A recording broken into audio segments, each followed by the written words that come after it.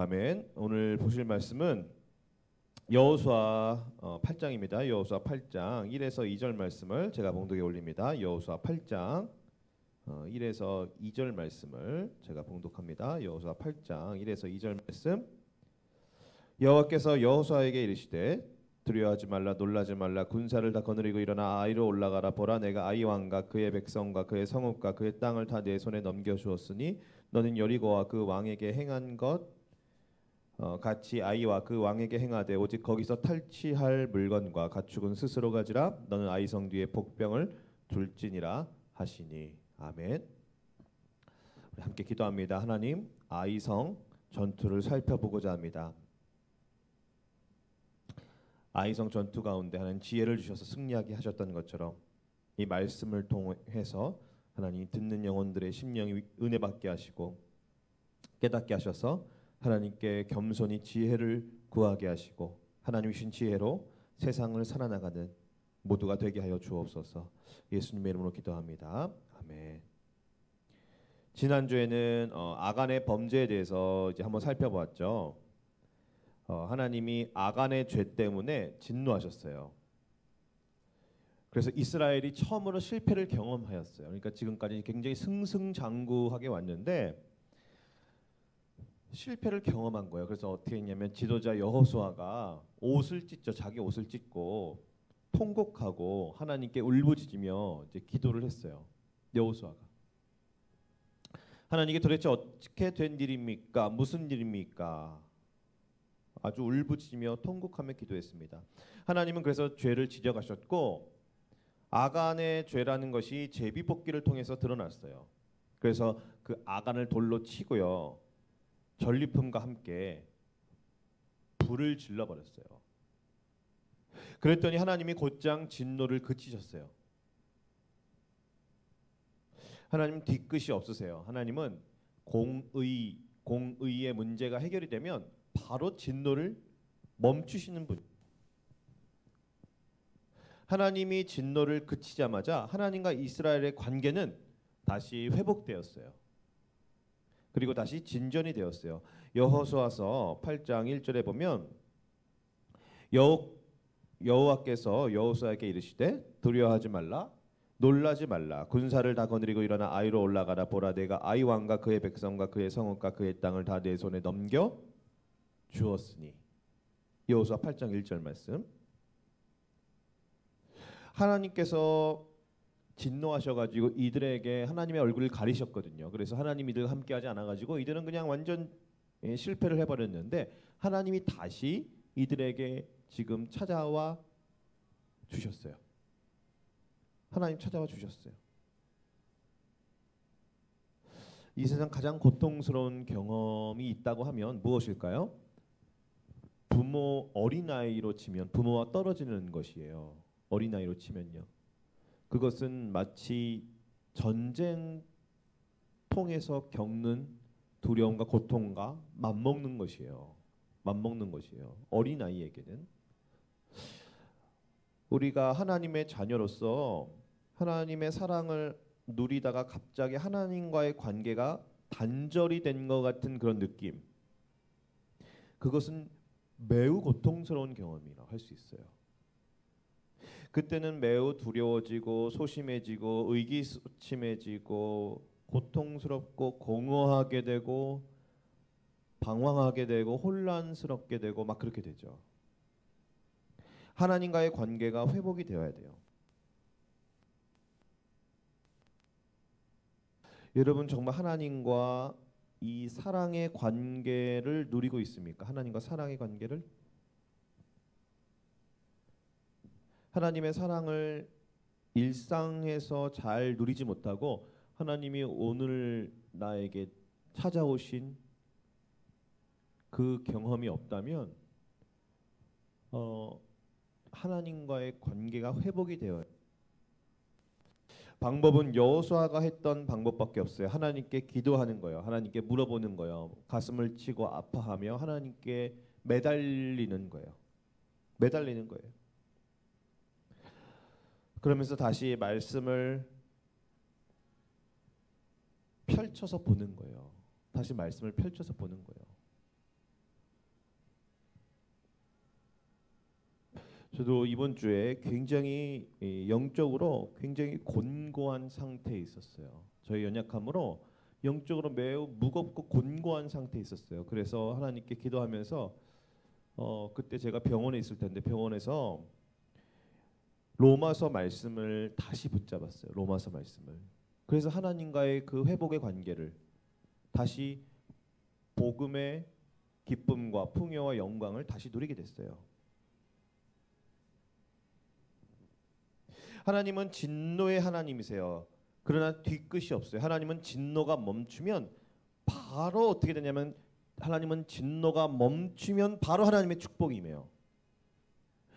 하나님이 진노하셔서 진노가 멈췄는데 뒤끝이 있어서 꿍 하셨다가 축복이 임하는 것이 아니라 진노가 멈추자마자 하나님의 축복이 임하는 거예요.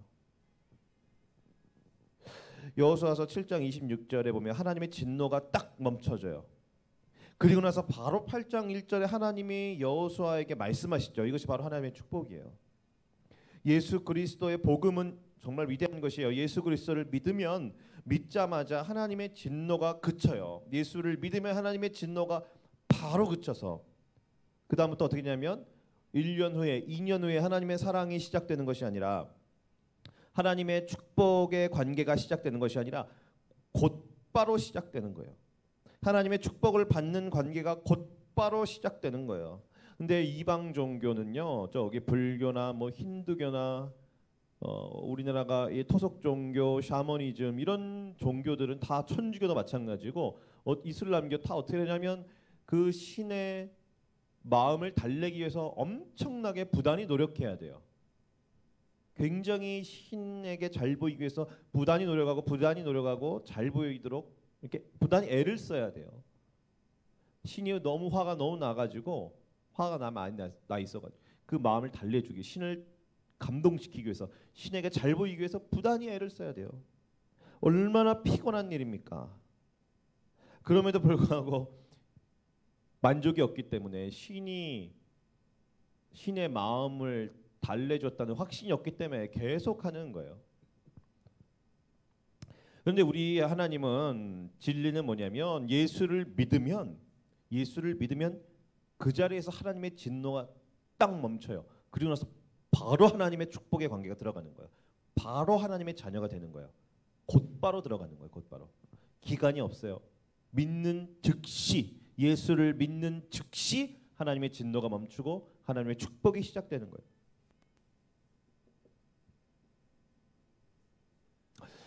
하나님과의 관계가 회복되는 것이 저기 멀리 있는 것처럼 느껴지잖아요. 너무 멀리 온 것 같잖아요, 느낌이. 하나님과의 관계 회복이 더 이상은 힘들 것 같은 그런 느낌이 들 수 있어요. 그런데 그게 아니에요. 가까이 있어요. 하나님께 나아가면, 하나님의 말씀을 보고 예수를 다시 붙잡으면, 성령이 역사하면,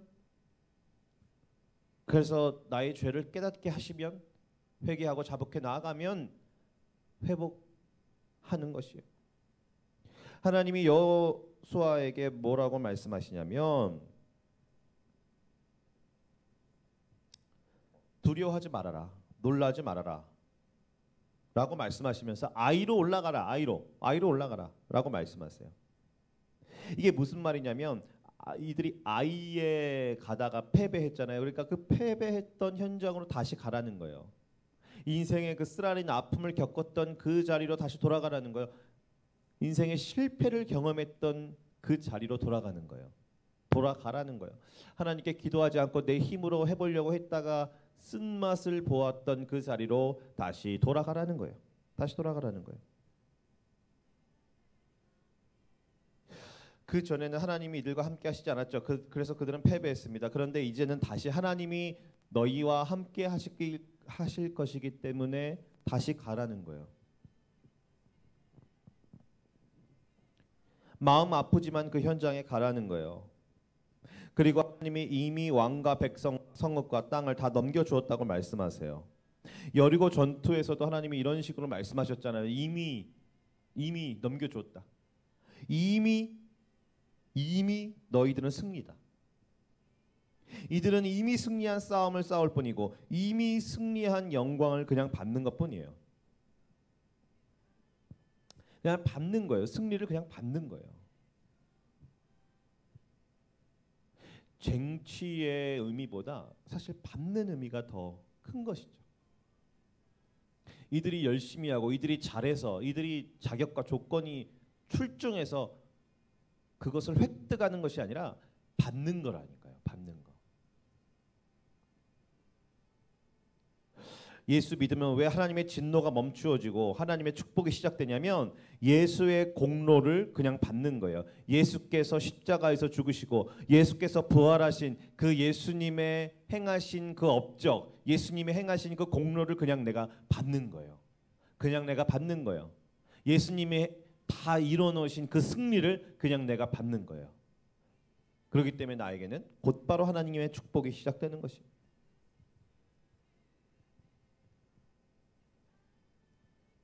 그러니까 인생의 본질은 다른 게 없고 하나님과의 관계에 달려 있습니다.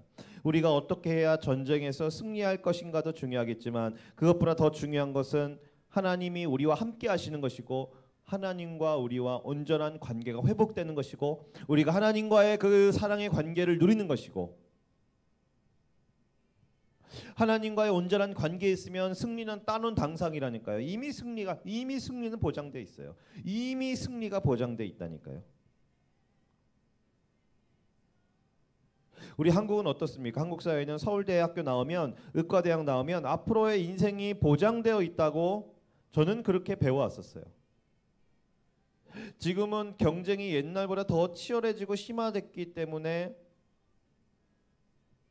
서울대 나와서 꼭 다 성공하는 건 아니지만 그래도 여전히요. 서울대 나오고 의과대학 나오면 여전히 상당히 성공할 가능성이 매우 높죠. 그런데 이 명문대학 나와서 성공하는 것은 그냥 세상살이 인생에 국한된 것이에요. 세상살이 인생에 국한된 것이에요. 하나님 나라 안에서의 인생이 따로 있어요. 즉 이 땅에서 하나님 나라를 세워가며 죽어서는 영원한 천국을 누리는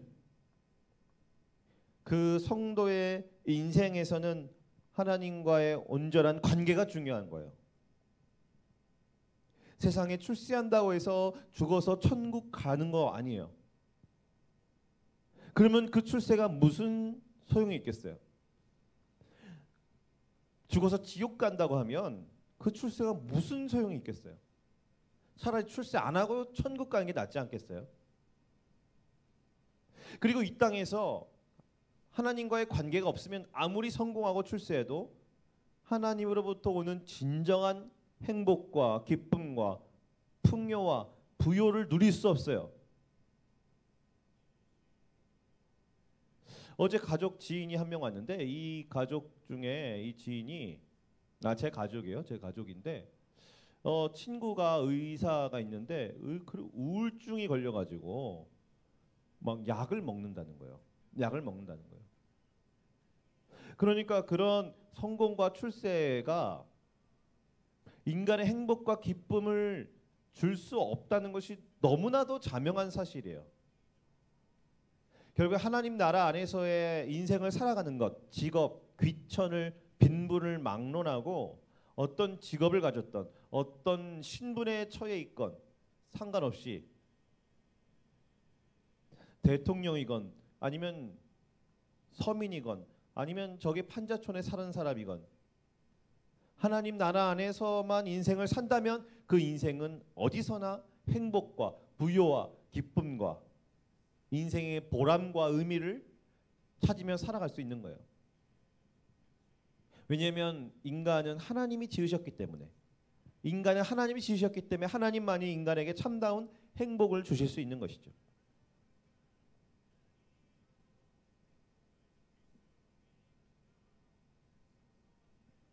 하나님과의 온전한 관계가 있으면 승리를 보장해 준다니까요. 하나님과 사랑의 관계를 누리고 하나님의 음성을 듣고 그 음성에 순종하며 나아가는 것.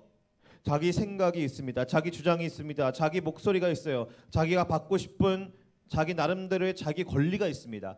자기가 누리고 싶은 세상들이 있어요. 그러니까 자기의 목소리를 죽이고 하나님의 목소리를 듣고 하나님의 음성을 듣고 하나님의 말씀을 앞세우는 것이죠. 그러면 하나님 나라 인생을 사는 거예요.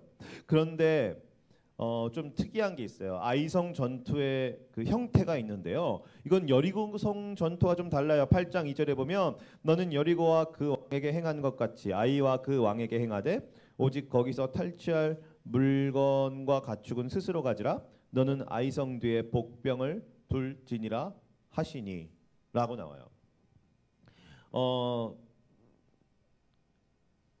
그들에게 행해져야 하는 하나님의 공의로운 심판은 동일해요. 그 땅의 모든 사람들은 다 죽여야 돼. 그 다 진멸시켜야 돼요. 거기 있는 모든 사람들은 다 죽여버려야 돼요. 다 진멸해야 돼요. 그런데 여리고 전투에서는 전리품이 있었다면 그것을 다 하나님께 드렸어야 되는데 아이성에서는 좀 달라요. 그건 자기가 가져도 돼요. 자기가 가져도 돼요. 그리고 나서 중요한 게 있는데 뭐냐면 전혀 새로운 전략이 등장해요. 너는 아이성 뒤에 복병을 둘지니라 이렇게 나오죠. 그죠? 8장 2절에 보면 아이성 뒤에 복병을 두라 그래요. 복병. 복병이 뭐예요? 매복을 하는 것이죠. 매복을 해서 뒤통수를 치는 거잖아요. 여리고 전투는 뭐였어요? 그냥 뺑글뺑글 도는 거였어요. 하루에 한 바퀴씩 돌고 일곱째 날은 7바퀴 돌면 되는 거였어요. 그런데 이번 전투에서는 방법이 전략이 달라요. 전략이 달라요. 그건 뭐예요? 매복하는 거예요. 복병을 두는 거예요. 매복 작전이에요. 첫 번째는 그냥 뺑글뺑글 도는 뭐라고 이름 붙이면 좋을까요? 돌기 작전이었다면 지금은 매복 작전으로 작전명이 바뀐 거예요. 전투의 형태가 바뀌고 전략이 전혀 바뀌었어요. 뺑글뺑글 도는 것도 굉장히 획기한 전략이었는데 하나님 또다시 다른 방법을 말씀하시는 거예요. 하나님 나라를 살아가는 방법과 방식은 매우 다양해요. 항상 똑같지 않아요. 언제나 변화가 있고 다양합니다. 하나님의 말씀과 진리는 절대로 변하지 않지만 예수를 믿는 것 이외에는 천국 갈 방법이 없는 것, 뭐 이런 것들은 결코 변함이 없지만 하나님 나라를 살아가는 그런 삶의 방식과 스타일과 전략과 전투의 기술과 방법과 이런 것들은 다른 거예요. 사람마다 다를 수 있고 시대마다 다를 수 있고 상황마다 다를 수 있어요. 그러니까 우리는 과거의 경험에 매여 있지 말아야 돼요. 아직 젊어서 그것이 자유로울 수 있어요. 내가 경험한 세계, 내가 경험한 것들이 아직은 별로 없기 때문에 갇혀 있지 않을 수 있어요. 그러니까 계속 새로운 것을 하나님 말씀하시는 거거든요. 그러니까 하나님 배우라고 하시고 겸손해야 돼요. 우리는 마음을 열어야 돼요. 마음을 닫아놓으면 안 돼요. 내 생각이 전부다라고 생각하면 안 돼요. 내가 경험한 인생이 전부다라고 생각하면 안 돼요. 열어야 돼요. 수용하는 자세를 가져야 돼요. 받아들여야 돼요. 이 기독교 복음이라고 하는 것도 과학적으로는 전혀 불가능한 것들을 진리로 그냥 받아들이는 작업이잖아요. 그냥 받아들이는 거잖아요. 그리고 믿음에 가장 방해되는 것은 무엇이냐면 신앙의 가장 걸림돌은 무엇이냐면 왜 예수를 믿기가 힘들죠? 왜 예수가 안 믿어지죠? 예수님을 믿고 싶은데 왜 예수님이 안 믿어지죠? 왜 예수가 안 믿어져요? 왜냐하면 그것이 내 생각과 내 판단과 내 경험에 갇혀 있기 때문이에요. 이걸 도저히 받아들이지 못하는 거예요. 내가 가지고 있는 생각의 틀이 있어요. 예를 들어서 동정녀 같은 거 이런 것들. 그 다음에 그 물 위를 걷는다는 것, 물이 포도주가 된다는 것 이런 것들을 받아들이지 못하는 거예요. 내 생각과 내 경험과 내 지식에 갇혀가지고 받아들이지 못하는 거예요. 받아들여야 돼요. 마음을 열고 예수를 받아들여야 돼요. 예수님을 받아들여야 돼요. 예수님의 복음을 받아들여야 돼요. 하나님의 말씀을 수용해야 돼요. 받아들여야 돼요. 하나님의 말씀을 믿지 못하고 복음을 받아들이지 못하는 것은 내가 너무 강하기 때문에 내 생각의 틀과 내가 경험한 경험들과 내가 가지고 있는 그런 판단과 생각과 사고와 철학과 이런 것들 내가 그동안 받아왔던 교육들 그 다음에 내가 가지고 있는 인생을 살아가면서 가지고 있는 신념들 이런 것들이 받지를 못하는 거예요. 이런 것들 때문에. 여러분, 내가 경험한 세계에는 내가 생각하는 그 생각은 전부가 아니에요. 요즘에는 인터넷 시대라서 정보 홍수 시대라서 정보가 얼마나 많아요. 그러니까 더 착오에 빠질 수 있어요. 내가 검색해서 알아본 정보와 지식만이 그것이 전부인 것으로 착각할 경우가 굉장히 많아요. 이 유튜브에서는 저걸 말하고 저 유튜브에서는 저걸 말하고, 근데 이걸 말하는 사람의 말을 듣는 독자들은 이것만이 전부인 걸로 생각하고 있고, 저 사람의 말을 듣는 독자들은 저 말이 전부인 걸로 생각하고 있고, 굉장히 정보의 홍수 시대지만 굉장한 정보의 오류가 동시에 발생하고 있는 것이에요. 아닙니다. 우리 인간은 지극히 일부의 일부도 알지 못하고 우리는 그냥 죽어요. 근데 하나님은 전부를 다 아시는 거잖아요. 그렇기 때문에 우리는 하나님 앞에서 겸손해서 하나님 전쟁에 승리하려면, 하나님 내 인생에 승리하려면 하나님 어떻게 합니까? 하나님께 여쭤봐야 돼요. 하나님 우리의 길을 인도해 나가실 거예요. 하나님 우리에게 길을 보여주세요. 왜냐하면 하나님은 전체를 다 보고 계시니까. 과거와 현재와 미래와 우리의 주변의 모든 상황들과 앞으로 닥쳐올 시대와 이 모든 것을 전체 그림을 다 보고 계시니까 하나님이 말씀하시는 것이 진리고 정답이죠. 왜냐하면 하나님 모든 것을 다 알고 계시고 하나님 모든 걸 다 보고 계시니까. 하나님은 편협하지 아니하고 하나님은 생각이 갇혀 있지 아니하고 하나님 전체를 다 보고 계시기 때문에 하나님의 인도하심에 우리를 맡겨야 돼요. 하나님은 새로운 방법을 사용하십니다. 새로운 시대에 걸맞는 새로운 방법을 사용하세요. 우리를 인도해 나가십니다. 하나님 우리를 어떻게 인도해 나가세요? 오늘 아이성 전투처럼 하나님은 우리에게 지혜를 주세요. 지혜를. 어떻게 승리하는 것이 좋을지 하나님은 지혜를 주세요. 하나님은 전체 그림을 다 보고 계시기 때문에 하나님은 지혜를 주세요. 우리는 부분밖에 못 보기 때문에 지혜가 없어요. 그러니까 상담자는 누구냐면, 그 사람의 리더는 누구냐면, 그 사람을 이끌 수 있는 리더는 누구냐면 그 사람보다 더 나은 큰 그림을 볼 줄 아는 사람이 리더인 거예요. 공동체 사람들보다 더 큰 그림을 보면서 나가는 사람들이 공동체의 리더라고 할 수 있는 거예요. 리더는 뭐냐면 더 큰 그림을 보는 사람을 리더라고 그러는 거예요. 하나님은 예수 그리스도만이 우리의 진정한 리더시죠. 그분은 전체 그림을 보시기 때문에 우리에게 지혜를 주실 수 있는 거예요. 하나님 모든 것을 다 알고 계셔요. 하나님 다 모든 걸 다 보고 계세요. 하나님은 미래를 다 내다보고 계세요. 그러니까 승리는 너희 것이라고 말씀하시잖아요. 여러분의 지혜로, 여러분의 실력으로, 여러분의 노력과 성실함으로 여러분 잘 살아가실 수 있나요? 그렇지 않아요. 우리는 하나님 앞에 엎드려야 돼요. 하나님 지혜를 주옵소서. 내가 살아갈 수 있는 지혜를 주옵소서. 내가 승리할 수 있는 지혜를 주옵소서. 우리는 기도해야 됩니다. 야고보서 1장 5절에 보면 너희 중에 누구든지 지혜가 부족하거든 모든 사람에게 후히 주시고 꾸짖지 아니하시는 하나님께 구하라. 그리하면 주시리라. 이렇게 말씀하세요. 하나님은 그러니까 지혜를 주기 원하시는 거예요. 아니 후히 주기 원하세요. 지혜가 부족하다고 생각한다면 하나님께 기도해야 돼요. 지혜를 달라고 구해야 돼요. 구해야 주시죠. 하나님께 구하면 하나님은 후히 주세요. 하나님께 구하면 하나님은 지혜를 후히 주세요. 어떻게 헤쳐나가야 할지, 어떻게 살아가야 할지, 내가 어떤 방식으로 나가야 할지. 지금 당장 모든 답을 주시는 건 아니지만 하나님이 지금 내 문 앞에, 내 발 앞에 떨어져 있는 문제를 헤쳐나갈 수 있는 하나님이 지혜를 주신다는 거예요. 하나님은 하나님의 자녀들이 이 세상을 살아갈 때 세상 방식과 세상 지혜와 권모술수와 편법과 처세술과 하나님 이렇게 살아가는 것이 아니라 하나님께서 주시는 그 지혜로 하나님의 자녀들이 살아가는 것을 원하세요. 너무나도 하나님 원하세요. 그것이야말로 하나님이 이 세상을 다스리는 방법이기 때문에 그래요. 하나님은 지혜를 주셔가지고 이 세상을 다스려 나가세요. 우리가 힘들 때는 길이 막히고 길이 안 보일 때는 참 답답해요. 그래서 지혜가 필요해요. 하나님은 위에서 전체 그림을 다 내려다보시기 때문에 얼마든지 길이 많이 있어요. 하나님에게는 길이 많이 있어요. 인간은 유한한 지혜와 경험을 가지고 있잖아요. 아무도 코로나를 예측하지 못했어요. 예측만 했다면 누구나도 다 부자가 됐을 거예요.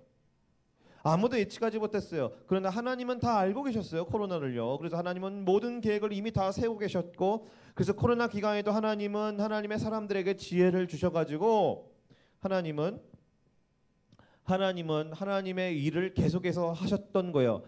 하나님의 전쟁을 계속해서 승리로 이끌어 가셨던 거예요. 코로나라는 그 한계와 고통을 넘어서 하나님은 일을 하셨는데 어떻게 하셨습니까? 하나님의 사람들에게 이 상황에서는 어떻게 해야 하는지 지혜를 주신 거예요. 하나님의 지혜를 받은 하나님의 사람들은 그 일을 묵묵히 수행했어요. 그래서 곳곳에 여전히 하나님의 영광이 드러났고 하나님의 나라가 세워졌고 예수 그리스도의 선한 빛이 비춰졌어요. 여러분들 앞으로도 마찬가지라니까요. 누가 미래의 주역이에요? 젊으면 다 주역이 됩니까? 어린이가 다 주역이 되나요? 누가 앞으로 다가올 그런 예측 불가능한 시대의 주역입니까? 하나님의 지혜를 받은 사람들이에요. 왜냐하면 하나님의 지혜는 항상 세상을 앞서가요. 항상 앞서가요.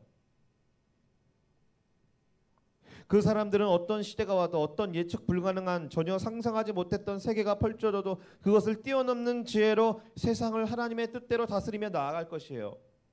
여러분이 바로 그런 주역이 되어야 하지 않겠어요? 제가 하나님께 요즘 최근에 받은 지혜는 내가 왜 좀 전체를 못 봤을까? 그래서 장안구 전체를 내가 보기 시작했어요. 장안구 전체를 보면서 이 우리 청년들 그다음에 우리 중고등부 아이들보다 더 힘들고 고통스럽고 어려운 이웃이 누군가 찾기 시작했어요.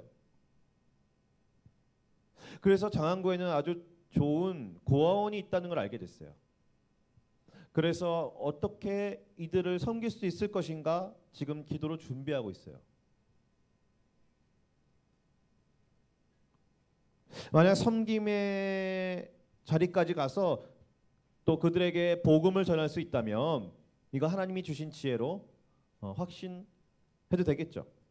지금은 과정 중에 있는 것이니까 아직은 기도하고 있어요. 세상의 방식과 다른 세상의 처세술과 편법과 술수와 세상의 그런 어떤 세상의 마케팅과 세상의 이 쾌락적이고 자극적인 그런 유혹들에 맞서서 하나님의 나라를 살아가는 하나님이 주시는 지혜를 받아야 되지 않겠어요? 그 지혜는 선한 지혜예요. 사랑과 긍휼과 자비와 양선과 화평을 드러내는 지혜예요. 세상 지혜는요, 교만과 분열과 다툼과 미움과 시기와 증오를 가져오는 지혜예요. 우리 모두 하늘의 지혜를 받읍시다. 그래야 세상 가운데 빛과 소금이 됩시다. 그런 사람은 앞으로 시대에 여러분 주역이 될 것입니다. 주역이 될 것이에요.